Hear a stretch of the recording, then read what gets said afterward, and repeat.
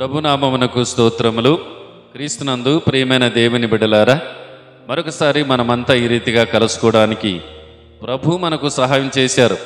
అందును బట్టి ఆ దేవాది దేవునికి స్తోత్రాలు చెబుతూ ఈ సమయంలో ఒక వాక్య భాగాన్ని మనం ధ్యానం చేద్దాం.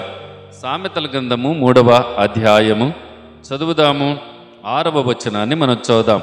నీ ప్రవర్తన అంతటి యందు ఆయన అధికారమునకు ఒప్పుకొనుము, అప్పుడు ఆయన నీ త్రోవలను సరళము చేయును. మరొకసారి ఈ మాటను మనము ధ్యానం చేద్దాం. ప్రియులారా, మన ప్రవర్తన అంతా కూడా దేవునికి అప్పగించాలి.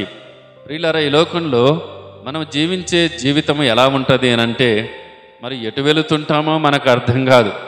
బాగానే ఉన్నాం, బాగానే ప్రవర్తిస్తున్నాం అనుకుంటాము, కానీ ఎక్కడో దారి తప్పిపోతున్న సందర్భాలు ఉంటాయి.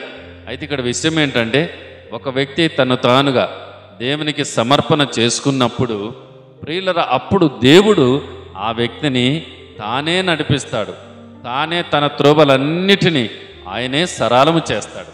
కనుక సోదరులారా, ఈ మాటలు వింటున్న సోదరులారా, ఎవరైనా సరే నీ ప్రవర్తన అంతటిలో నీ ఇష్టానుసారంగా జీవించినట్లయితే దాన్ని మానుకొని ప్రభువునికి అప్పగించుకొని జీవితాన్ని నీవు నీ కుటుంబం అంతా కూడా ప్రభు సన్నిధికి అప్పగించుకొని, దేవా నువ్వే నా కుటుంబాన్ని నడిపించుము అని నువ్వు ప్రార్థన చేసినట్లయితే అప్పుడు నీ త్రోవలన్నీ కూడా ఆయనే సరళం చేస్తాడు.